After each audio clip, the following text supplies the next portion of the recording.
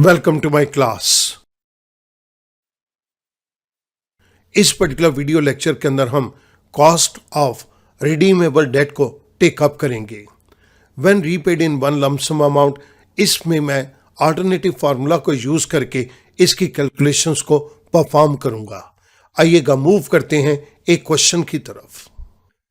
यहां पर हमें एक क्वेश्चन दिया गया है, XYZ Limited has issued 10% debentures of ₹100 for an amount aggregating ₹5 lakh at 10% premium, which are redeemable at par after 6 years.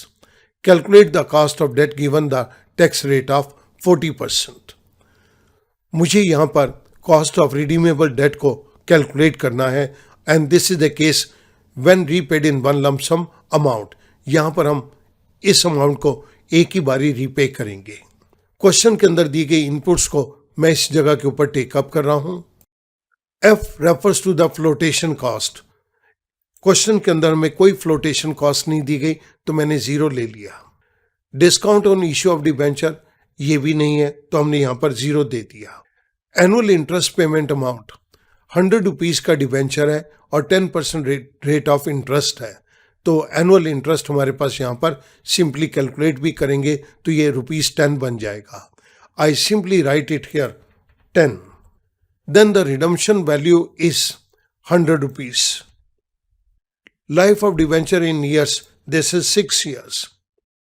Net proceed from issue of debentures, हम debentures को issue कर रहे हैं 10% प्रीमियम के ऊपर। जब फेस वैल्यू 100 है और 10% का प्रीमियम है तो ये नेट प्रोसीड हमारे पास 110 की हो गई।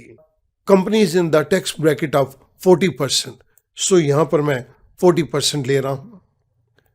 स्टूडेंट, दो चीजें और हैं, premium on issue of debenture and premium on redemption of debenture.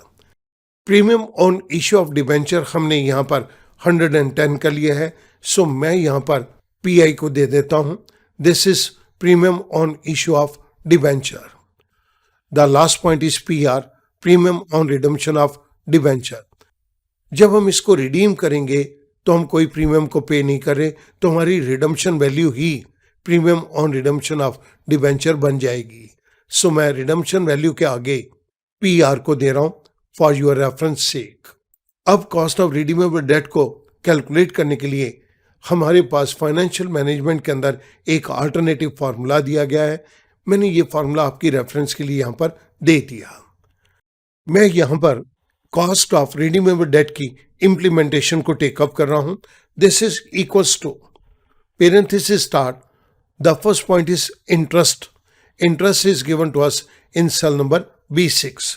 This is multiplied by parenthesis start 1 minus T।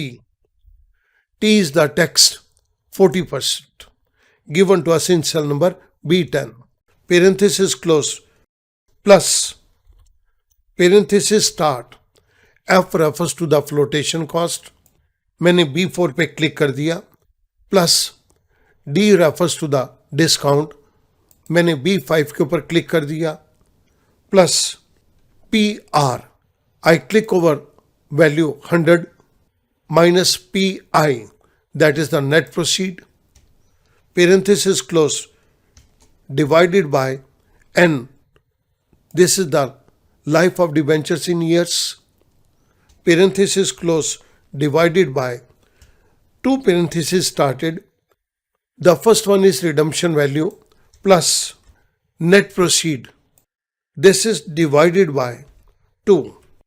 I close the final parenthesis, I press enter। जैसे मैंने एंटर प्रेस किया मेरे पास कॉस्ट ऑफ रिडीमेबल डेट इस case के अंदर 4.13% आ गई। But student, यहां पर एक चीज को ध्यान रखेंगे, this formula can not be applied if redeemed amount is paid in instalment. अगर ये हम रिडम्पशन के अमाउंट को इंस्टॉलमेंट के अंदर पे करेंगे तब आप इस फॉर्मूला को इम्प्लीमेंट नहीं करेंगे, आपका यहां पर सोल्यूशन ठीक नहीं आएगा। सो हम इस पर्टिकुलर फॉर्मूले को तब यूज कर सकते हैं when repaid in one lump sum amount. मैं उम्मीद करूंगा अब इस तरह का क्वेश्चन परफॉर्म करना आपके लिए बहुत आसान हो जाएगा। Thank you very much.